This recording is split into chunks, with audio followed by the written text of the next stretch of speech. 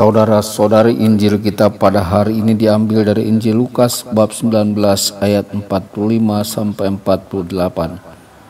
Pada waktu itu Yesus tiba di Yerusalem dan masuk ke bait Allah. Maka mulailah ia mengusir semua pedagang di situ. Ia berkata, "Ada tertulis, rumahku adalah rumah doa. Tetapi kalian telah menjadikannya sarang penyamun." Tiap-tiap hari Yesus mengajar di bait Allah. Para imam kepala dan ahli Taurat serta orang-orang terkemuka bangsa Israel berusaha membinasakan Yesus. Tetapi mereka tidak tahu bagaimana harus melakukannya, sebab seluruh rakyat terpikat kepadanya dan ingin mendengarkan Dia. Demikianlah sabda Tuhan. Terpujilah Kristus.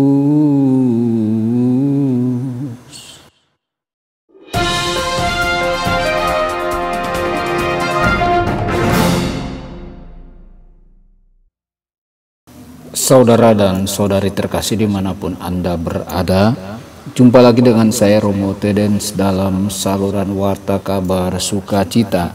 Semoga Anda semua dimanapun berada senantiasa dalam keadaan sehat dan bahagia. Yesus bukanlah musuh pedagang dan perdagangan. Bahkan berkali-kali Injil membuat referensi tentang jual beli tanpa konotasi negatif sama sekali.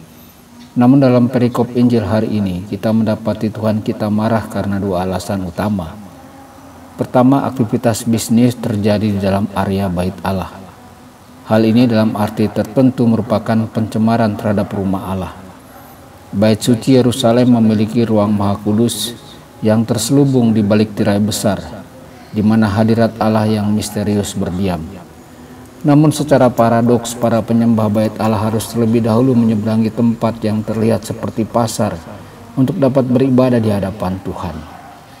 Kedua, Yesus marah karena pedagang di bait Allah tidak jujur. Apakah kita selalu jujur dalam urusan bisnis kita? Apakah kita selalu menghormati nama Tuhan dan hal yang berasal dari Tuhan? Saudara-saudari, Yesus sangat bersemangat untuk rumah Bapanya dan menetapkan bahwa rumah itu harus dihormati sebagai rumah doa. Keheningan, penyembahan, dan doa adalah elemen-elemen yang harus menjadi bagian penting dari setiap kunjungan ke gereja, terutama untuk misa minggu. Di dalam tabernakel setiap gereja Katolik, Tuhan kita hadir dalam Ekaristi sebagai tawanan cinta yang menunggu untuk berdialog dengan kita. Kita tidak pernah lebih dekat dengan surga daripada ketika kita berada di hadapan Tuhan Ekaristi kita. Namun kita dapat melupakan kebenaran ini. Sikap tubuh, obrolan, dan pakaian kita dapat berkontribusi pada pencemaran rumah Allah secara umum.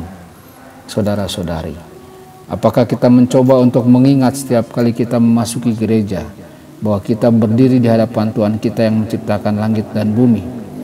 Dapatkah orang lain melihat bahwa kita percaya Yesus sungguh-sungguh hadir di dalam Ekaristi? Apakah Ia menjadi pusat perhatian kita? Dapatkah kita mengesampingkan semua gangguan? Saudara-saudari, orang banyak digambarkan bergantung pada setiap perkataan Yesus. Yesus menunjukkan rasa hormat kepada rumah Bapanya yang jauh lebih besar daripada kesalahan lahiriah yang ditunjukkan oleh orang-orang Farisi. Dia mengatakan kebenaran dan tidak pernah takut untuk mempertahankannya, bahkan ketika hal itu kurang nyaman untuk dilakukan. Dia tidak takut kepada mereka yang berusaha untuk membunuhnya. Kejujuran Yesus adalah kunci dari keefektifan dan kekuatan yang menarik dari perkataannya. Sebagai orang Kristen, kita dipanggil untuk meniru kejujuran Tuhan kita dalam perkataan dan tindakan kita.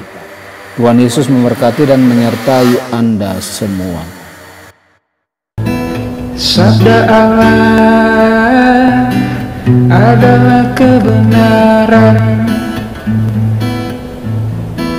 Sabda Allah adalah kehidupan. Mari kita mencintainya, mari kita menghayatinya. Ya Tuhan yang ku muliakan, sabdamu angkat resah